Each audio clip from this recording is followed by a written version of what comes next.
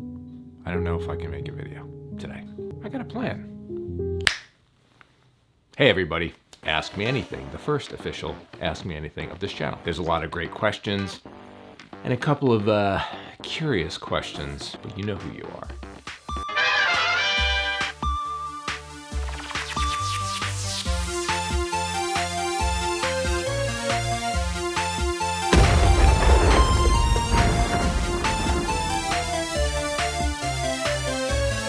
Altanuk asks on Instagram, I'm currently reading your Deadpool run and I'm just wondering what your process for planning it out was. And was there more that you didn't get to include? Yes, I mean, there was so much we didn't get to do. I will definitely do a video about Deadpool and that whole time of my life at some point because for me, it's really interesting. Deadpool became a book that was canceled and uncanceled every other month as my run was coming to a close. And it was literally being saved by handwritten letters from fans, you know, because there were some message boards, but it wasn't like today. Social media was not a part of it. So when I finally stepped away from the book, I had to truncate a lot of stories. Whether or not Deadpool was actually Wade Wilson, you know, more about T-Ray's true origin, the secret history of Blind Al, which a story I will never ever be allowed to tell, where she was a Black Widow and had a torrid affair with Steve Rogers. As far as planning out a comic series, I sit down with the editor. If it's a single book, it's just me and the editor. And if it's multiple books under a certain franchise like Superman or the X-Men or whatever, then you've got a bunch of people usually come together for a summit. And we pitch a bunch of ideas, or I'm pitching ideas to my editor for things I would like to do. And I always try to have an endpoint for a year. And then it's how do you get to where you want to get for the year? And then you just literally have a giant wall of, whether it's a whiteboard or, you know, a cork board with note cards on it, whatever, you just start plotting it out by month. And after a couple of days, you go, that's what my year looks like. So on Deadpool, it was myself and Matt Idelson, and we would just talk about stories. And it was what would make us laugh, what would seem funny and then get really dark and brutal, and where did we want to bring Deadpool as a character? Because Deadpool specifically could be boring if all you did was mission of the month, goofy humor, killing lots of people. The heart of Deadpool was he was a guy who was trying to do good, but was constitutionally incapable of doing good. And anytime he kind of was successful, the universe kicked him in the nuts. Like that's how we crafted those stories, and you can see it happen throughout that run. All right, on Twitter, feedback105 / I think, would like to know, what is the process of making an episode for an animated series? That's a pretty big question, and I will give you the super short version. First, you have to get the series up and running with a series Bible, which tells everybody who works on the show how the characters behave, what the show's about, what the stories are like, etc. Then you write a log line or a premise, which is a very, very short idea for what the story is going to be. Once the log lines are approved, you write out an outline, depending on the length of the show, somewhere between like 3 to 8 pages, sometimes a little bit longer if it's a half hour. That pretty much breaks down the flow of the entire episode so that the producers can read them and really get into it. Then when that's approved, then you go to your script. The script is basically now just blowing out that outline into script format, making sure the dialogue makes sense, the jokes, the scene choreography, in a way that obviously everybody down the line from you then can read it and understand it. That goes through usually 2 drafts and a polish.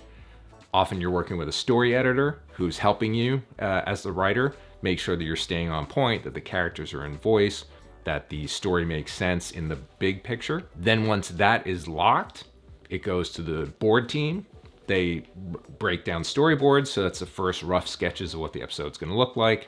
Animatic, which is taking the storyboard and half animating it to time so that it feels like a show. That'll either have a vocal track that you recorded with the actors or a scratch track where the actors come in later. Then that goes off to animation, depending on whether it's a 2D or a CG show. There's many stages there. There's layout, blocking, shading, full animation, all that stuff. But now it's in the hands of other people and the director and the massive team of people that make a cartoon look amazing. And then it all comes together with compositing, visual effects, music, sound design, etc. And you get a show. That process pretty much takes a year, and you're pumping out one a week often. Yeah, that's how you make an animated show. Blah, blah, blah. Enough of this writerly jazz. What's the best way to put a hole in a wall? Well, I have a few recommended methods for putting a hole in the wall. One is to just flat out punch it. I've also had a Night Terror episode where I put my knee through a plaster wall. That's a whole different story. But the one I think you're asking me about would be the time that I successfully had a party at my parents' house, danced around in joyful glee, and promptly fell into the wall of my parents' house and left a 4-foot hole. Yeah. I covered it with a poster of Beers of the World and kind of got away with it for like 4 days. On Instagram, my man Isaac Dust asks, many have observed and lamented that creators often do their best work before they have reached a certain age. As a man of a certain age, do you think about this, worry about this, or rally against it? I know that we're about that same certain age, so you and I are in the same boat. And it's funny, I honestly don't care. I don't think about it. The internal me, I feel like I'm perpetually like 30. If I take a step back and actually try to answer your question thoughtfully, I believe that when I was younger, I didn't know the rules. I was less jaded by the various components of the industry. I didn't know any better. I would just throw stuff at the page and see what stuck. As one gets older, what often happens is you become a little jaded, you're a little frustrated. It feels like a job, even though anybody who gets paid to create is the luckiest person on earth. I have a lot of friends that worry about age, specifically with the creative industries. And then I think about people who got a later start in life, or who did their best work later in life as opposed to earlier. Because now, as I crest a certain hill of a certain age, I feel much more confident in my craft. I feel like my toolbox is much deeper as far as creativity and what I can do and what I can pull off. I've had failures that I really continue to be proud of, but nobody saw or read. And all those things formulate the current version of myself, the person who sits down to write. And I believe that experience really helps fuel new work and keep me vital. I've been doing this now for half of my life professionally. I'm always learning, I'm always reading, I'm always looking at new creators. I'm always looking back at classics and just trying to figure it out. I don't think I did that when I was younger, to be honest. I went to school for this stuff, and I did learn. I did pay attention to the masters and my professors, and I learned quite a bit about the craft of writing, but living with it and the actual tactile experience of creating over the course of time has a compound effect. So I hope that answers the question. I don't know. The work stands on its own, so nobody cares if I'm a man of distinguished age. So keep doing what you're doing. Okay, 2-part question here from Von Jella on Twitter. I'd be very curious to know if and how literary agents fit into the comic book business. And as a fellow Long Islander, boom, boom, Strong Island, represent! I'd be super interested to know what it's like to work in the entertainment industry from here, and was it a tough to break out of Long Island? You can never escape Long Island, I'm sorry. So there was a time where I would have said, you absolutely do not need an agent to get involved in comics. You have to go meet people, you have to do the submissions process, you go to conventions, and I still believe that is mostly true. Comics specifically are one of the most accessible mediums as far as breaking in, because editors and other creators go to comic conventions. Like, we're one of the only industries that does this on a regular basis. In recent times though, I feel like that has shifted. And part of that shift has come from the fact that so many other industries are pillaging the comic book industry for source material. In that particular case, Having a literary agent involved in the process helps you on a few levels. It can get your foot in the door if you find the right agent who's well connected and likes your stuff. The signal to noise ratio is obviously very high in terms of how many people would like to get into comics versus how many actual good comics there are and how many places will actually hire or buy, etc. So sometimes those people can help you cut through that noise, but they're not the only way. Remember, as a writer, it's a little bit tougher than as an artist because editors look at art and, I mean, I do the same thing, have an immediate reaction. Yes, I love this art, love the art, but the person can't tell a story, or excellent storytelling, wish the art was different, what could I put them on? You know, they've seen so many artists that they can make those decisions quickly. For writers, they have to sit down and read a script, take the time to actually do that. That's asking a lot. So the easier way to get in front of an editor is to have put together a finished comic. Obviously that's an investment. It might be a financial investment on your point. It's definitely a time investment on the artist side, but you have a product and you're also proving that you're somebody who could finish something. As far as working from Long Island in the entertainment industry, I was lucky really early on for two reasons. One was comics, for the most part, the big two were centered in New York. I could meet people, I could show up at the office, I could actually be involved in conferences, all that sort of stuff without it being a huge burden on anybody. So that was great. And then the other aspect of it was that when I started branching out into other things, all of my partners in Man of Action live in LA. So I was the guy on the phone while they were in the room. And that was a humongous benefit to me. Now we're all on Zoom, so it doesn't matter at all. I think that if I did not have that, it would have been a tougher road for sure. I would have had to have gone out to LA more in the beginning to meet people. It's a little bit of a challenge, but it is not impossible. Especially out here on Long Island. We're right by Manhattan, so there's so many resources here at our disposal. And it just requires a little bit of ingenuity, a lot of luck, but mostly consistency.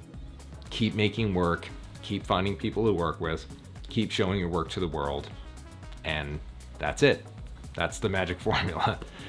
So good luck, go for it. Okay, also coming to us from Twitter, Arson22Arson. Please don't set any fires. What mindset should I strive for when I choose animation, art, or writing for animation, etc.? Should I feel satisfied or content when I know I could do better? That's a great question, honestly. A friend of mine just pointed out I say honestly way too much. That is a great question. And I would say done is better than perfect. We always, as creators, will feel a certain drive to make something a little bit better, a little bit better. There is a payoff to that. Sometimes you craft something that's immaculate and really that extra time is worth it. But sometimes it's like this curve where you start down here and you're like, okay, well, right now it sucks. I put the work in. Oh, it's a lot better. But now I'm getting up here and it's like, how much better is it really going to get with more time? Focus on making it as good as you can, but you have to know when to let it go. We always describe creators in a pyramid. At the bottom, there's people who talk about creating things, people who start, people who do it, and then there's the people that finish and the people who show it. That's it. That's the triangle. And you want to get to the top of that pyramid. And just assume nothing's perfect. Look at your absolute favorite things. When I saw Inception for the first time, I walked out of that movie theater and I was like, oh, I think I have to give up writing. I will never write something as perfect as that. I know there are plenty of people that like to tear Chris Nolan apart, whatever. I love his work. I thought Inception was like an immaculate, perfect thing. It moved like a watch to me. But there's flaws, of course there's flaws in it. But the overall experience was so good, right? That's what you're going for, because people don't see the warts the same way you do. You stare at something and you're living with it for days, weeks, months, sometimes longer. So you see every rivet, you see every little blemish that's on the thing. Most people don't see that stuff. I will guarantee you that the more you put work out, as opposed to holding it until it's perfect, the faster you will advance as an artist, the thicker your skin will get about criticism, and the quicker you will reach whatever your goals are, because nobody can see the work you don't release. Wait, one more for me. Have you ever had anything laminated at the library? Sure, I had something laminated at the library. My library card. And I know you're asking about something else, and of course the answer is yes, but I cannot disclose what I also had laminated at the library. You know. This is a joke for like 4 people. Okay, and from right here on the channel, thank you. Comments below, feel free. Like, subscribe, all that stuff. Mecon13, can you discuss log lines versus long-term plotting? I've had a lot of stop-start ideas over the years because I try to plot out the first 2 years of story. Oh, I've been there. How much plotting is enough in your experience? What you don't want to do is get so bogged down in details while you're trying to plot out a year that you can't start writing the issues or the episodes or the script. We like to blue sky ideas and we like to play around, but then eventually you will hit a point where if you're not writing the thing, you're not doing the work anymore. So for me, I like to have a general sense of what I want my character to go through over the course of time. Then I start breaking down segments. And as I've said before, I just like a character arc, a 3-act structure, even for 12 issues, 2 years, doesn't matter. I like knowing I'm taking my character on a journey so that they're going to start at the status quo and by the end change. So as long as that change has taken place, now I can start putting in the important flag posts for what's going to happen. This is the part where they fall in love. This is the part where they break up. Those 2 sentences are enough. So those log lines, as you described them, I wouldn't really call that a log line because that's more about pitching and presenting material to somebody, but really brief synopsis of what's going to happen can be as simple as the Green Goblin reveals himself to be Norman Osborn. Boom, like that little point right there. You know a lot of story is going to come of it. It's an important plot point. Those moments are going to be critical for the story, so you start to map those out. Then, when you go back, you start to flesh out a little bit more. I know that somebody has to fall in love with somebody else. So what's the most character-driven, exciting, interesting way I can do that?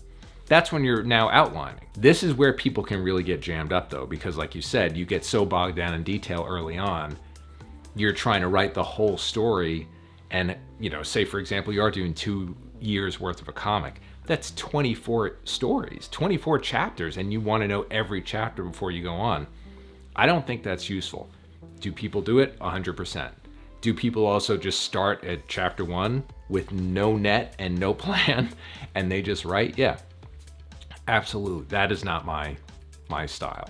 I will actually say, because Steve Siegel starts this way all the time, one of my partners in Man of Action, that working backwards is a huge asset for what you're talking about. Getting to the end point is the biggest challenge, right? Act 2 is what everybody always complains about. And in a series or a comic book series, whatever, those middle issues can be the most challenging to feel like, do I have forward momentum? Well, if you know where you're gonna end, even if it's not fully figured out, but you know the important character beats and plot beats you need to hit, then you go, what's the most interesting way to get there? If my heroes are gonna win in issue 24, maybe in issue 20, I need to have a dark moment where it looks like they're gonna lose. Oversimplifying, but that's how I would do it.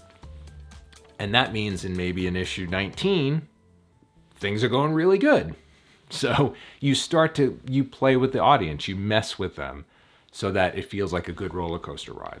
Alrighty, on Instagram, we have Ben 10 Ultimate Collector who asked, how did you manage the success Man of Action had when Ben 10 and Gen Rex were at their peak?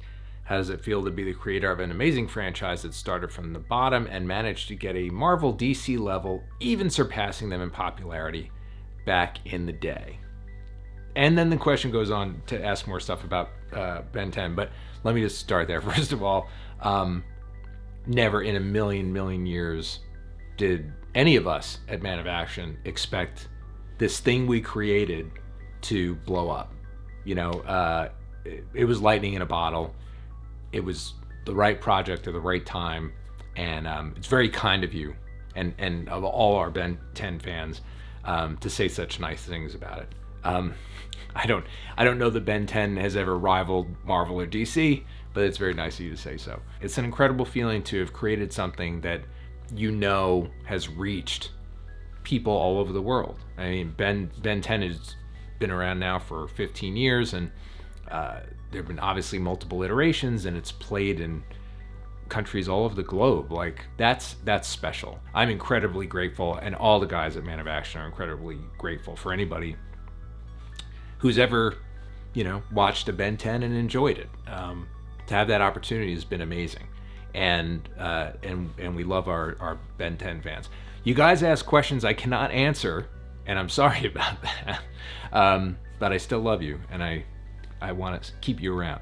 As far as how we managed, you know, the success of that stuff, it just opened doors for us to make a name for ourselves, meet more people, to try new things, pitch new ideas, etc. So it was a great time. And, you know, something like Generator X is worth noting that started out as a comic book that Duncan Rouleau and I published years before, almost a decade before Generator X was bought. Only 2 issues came out, but we loved the idea, and we were able to pitch it in a way that Cartoon Network wanted to take a shot on it. So the reason I bring that up is to point out that no work that you do is ever wasted. If you complete something and you put it out into the world, then you have it to potentially sell or revisit sometime later in your life. So get those things finished. If there's a theme so far in this Ask Me Anything, it's finish your work. All right, and also from the comment section, thank you very much, Craig Steven, how do you finish things? In the sense of, how do you maintain your passion to actually complete what you set out to create? And boy, is that an excellent question, because I think of everybody in my little group of Man of Action, I have the most unfinished series. And they are things that I love. Four Eyes is a good example. Steampunk, Bad Dog. You know, these are things that I started with so much enthusiasm and actually really love. Some of them are even plotted out. Four Eyes is completely, I know exactly where that goes. Steampunk, we had a whole nother 12 issues. I don't like that feeling. It sucks. I hate having unfinished work out in the world. Whatever it is that you're pursuing in art, it can be a lonely process. You're generating something on your own. And so you always have to have a cheerleader inside of you that's going to push you through those dark times where you don't think it's worth it, or you don't think anybody's ever going to see it, or you don't feel it's good enough, or whatever, so that you can finish, because finishing is the most important part. For me, the key is, it's always really at the beginning. What was the lightning strike that got you excited to begin with? I think you'll always go back to that moment. You can always go back and go, why did I care about this thing to begin with? In the dark nights of the soul where you're like, oh, I can't finish this thing.